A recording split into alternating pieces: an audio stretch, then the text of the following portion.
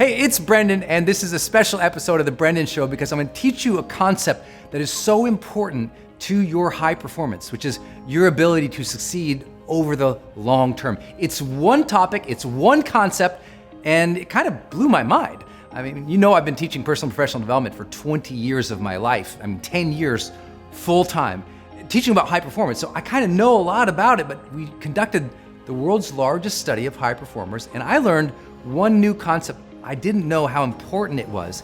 And this concept is called raising your psychological necessity. Big fancy phrase. Let me tell you what it means and why it's so important for you to be basically awesome in everything that you do. Okay, I'll give you a story about it to explain the concept. I was working with this gold medalist Olympic sprinter. So this person is just absolutely elite at what they do. And we were out on the track, and the person was kind of getting ready for their warm-up and everything, and we're just talking about competition, like, you know, the competitors. And a sprinter is in a sport where, you know, the difference between first and second place might be a tenth of a second or a hundredth of a second. It's really close. So I said, you know, when you're thinking about your competition, how do you even know who's gonna win? I mean, when you go down to the blocks and you put your hands down, your foot in the block, you're getting ready to go, you're waiting for that gun to go off, and you're looking across the other people or thinking about the other people, how do you know who's gonna win that race? And he says, I'm gonna bet on the person who looks at the finish line and says, I'm gonna do this for my mom. And I was like, wow. And that kind of explains the concept of performance necessity. Performance necessity is using your mind and priming your mind in a way that makes you doing a good job in that specific activity a must and not a preference. And there's a lot of things that people would like to do or want to do, but they don't do it because the psychological necessity is not there, meaning it's not necessary for them to perform well. It's not necessary for them to excel or to win there, so they don't. But what I found in this huge study was that high performers, like to a T, they all kind of psych themselves up going into the major activities. If they're walking into work that day, they're gonna go, I'm gonna crush it today. And then they say things to themselves with their self-talk that make them crush it that day. I know that sounds like common sense, but here, one, it's not always common practice. And two, there's distinctions that can help you that we learn from high performers. I talk all about it in my book, High Performance Habits, how extraordinary people become that way. It's out right now. And I want to tell you right now here, the distinctions that make the difference. Like, how do you develop that kind of psychological necessity? Because maybe one time you thought, I want to lose some weight, but you didn't because it wasn't a must. How do we get you to that must category where your performance is so important? Like whether that's you becoming a great dad or a great mom, or it's you crushing it in the next meeting, or you doing the sales video just right, or you doing really your photo shoot and you show up in your best amazing energy. Like whatever you're trying to do, how do you do it with exceptional excellence, what we call high performance? Because what we know about high performers is they're able to achieve long-term success more than other people. And one of the primary reasons is psychological necessity. So let me tell you how do you develop it. There's 4 things about psychological necessity. Number 1, the reason it's a must and not a preference for them is because high performers have kind of allowed themselves to associate their identity with doing well in that specific thing. And that's scary for most people. We don't want to put our hearts and our minds and our identity all in to something, because what if we do bad? You know, if you want to be a poker player and you say, I'm a poker player and I'm being a world-class poker player, and you lose a bunch of games, there's a lot of psychological risk there, right? Most people never go all in with their identity to something because it's scary. You know, I remember when I became an author, putting a book out can be terrifying. When I say to people, they say, what do you do, Brendon? I say, well, I'm a writer and I'm a trainer. I remember the day that I owned that. I'm a writer. I literally remember the day I owned it. Like, this is who I am and what I do. So now imagine when I go to launch a book, if that book, didn't do as well as I wanted, how bad I could feel. So there's risk there, right? But that's the risk that high performers take. They're allowing themselves to associate their identity with doing well in that specific area. Like I was saying, I'm going to become a great writer one day. I will do the research, I will write lots of different styles. So if you ever read in my books, they're all different. Life's Golden Ticket's different than Motivational Manifesto, different than The Charge, different than High Performance Habits. I'm doing that as a writer because I'm trying to get better. I'm willing to say, I'm a writer. I'm going to become excellent at it.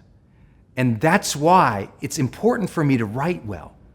You see, if your identity says you're an amazing mom, you treat your kids differently than if you don't think about how you are as a mom, right? If you're going to go into that meeting, if I get two guys going in the meeting and one says, I'm going to be present and deliver just exceptional in this meeting, and another dude just kind of strolls in from Starbucks, I'm going to bet on the guy who goes in with high intention for being exceptional there. So you have to say that. You have to allow yourself to say, I'm going to deliver here with excellence. It's important to who I am as a person. When I interviewed these high performers from around the world in these structured, deep psychological interviews, here's what was amazing. Almost to a T, every single one of them allowed themselves that association of their identity. Most of the general public, they don't do that. Underperformers never do. It's too much risk, right? They might get disappointed. So I'm just here, if you want to be exceptional at what you're doing, you need to adopt the identity that says, it is important to who I am to do well here. And here's what high performers also do. They not only say, it's important to who I am to do well here, because it's part of their identity. When I talked with them in the interviews, they all said, I can't imagine doing anything else. They all said it. This is my thing. I love this thing. It's who I am, Brendon, to do this. That's why they're succeeding at it. It's who they are to do it. If it's who you are to do it, then you don't have to force it. It's just who you are. You're doing the thing that is who you are. You follow? That's why they become high performers, because everyone else is faking it till they're making it. They're forcing it. They're not following who they are. They're not congruent, right? High performers are doing what they feel is congruent to who they really are, and that's why they outperform everybody else around them. And that's just one element of psychological necessity we talk about in the book. The second one is also an internal game, and that is, how to explain this? High performers allow obsession as well. They allow association with identity doing well, but they also allow obsession, meaning all high performers tend to be obsessed with a topic. I mean, like dork out about it, like geek out about it, like they get obsessed. And an obsession is different than a passion, okay? Passions are okay. The whole world wants you to be passionate, right? Live with passion, follow your passions, do your passions, be passionate at work. Everyone wants you to be passionate. Passion is safe, passion is accepted, and passion is expected. But here's the difference between a passion and an obsession. When you're obsessed with something, people think you're crazy. When you're passionate, they congratulate. Ooh, passion. When you're obsessed, they warn you. They say, "Well, you're spending too much time on that. Why do you care so much about it?" They think you're weird for liking it. That's how you know the difference. Now, of course, there's unhealthy obsessions when you do it and focus on it so much that you wreck a relationship, that you can't stop thinking about it. It becomes so compulsive. But I always share that high performers, they are obsessive about their topic. And what I mean by that is they're obsessive about mastering that topic. They want to get good at it. Like a high-performing chess player, they want to master that game. They don't want to just, play the game. They want to be known for the game. Like they want to develop a high level of mastery at that. Same thing in any other given genre. Like the high performers always stand out because you can tell they do more research on it. Why? Because they're obsessed with it. Right? They pay attention to their numbers. Why? They're obsessed with it. They want that feedback. Why? They're obsessed with getting better at that specific topic, so they do deliberate practice. We know this of high performers, that internally they generate this necessity by saying, this is who I am, and I love this topic so much, I'm going to obsess on it. Then that's just the internal game. There's an external game of necessity too. Sometimes you perform at your highest levels because you feel a sense of social duty, or social obligation, or even maybe spiritual purpose, meaning there's something outside of you. So it's not just your identity or what you like to do or obsessed with doing. It's that there's something that you feel called to do or obligated to do, and you do it because of that. You've heard that phrase that we'll often do more for other people than we'll do for ourselves.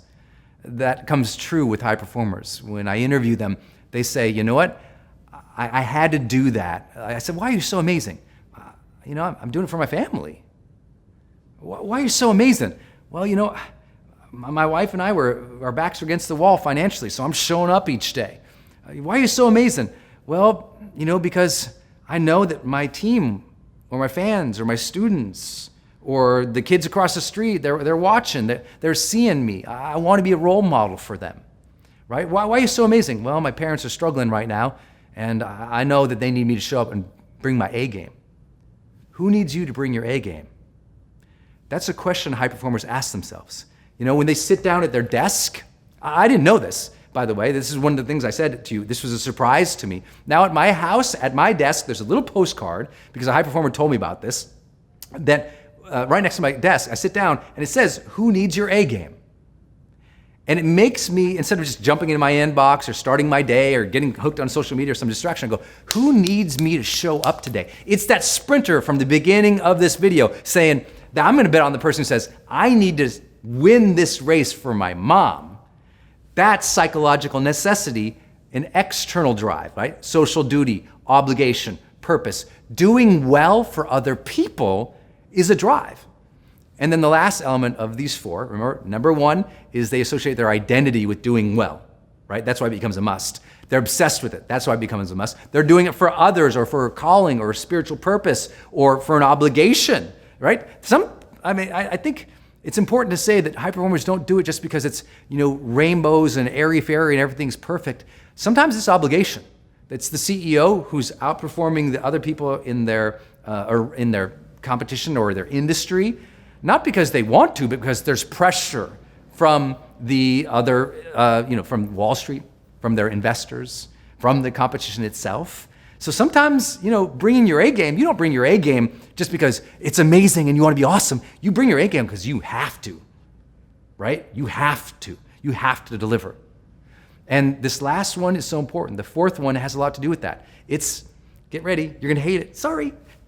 Deadlines. High performers, it's necessary for them to bring their A game because there's usually an external deadline. Let me tell you, writing this book took me 3 years of my life. Almost $1 million in research spending went into this book.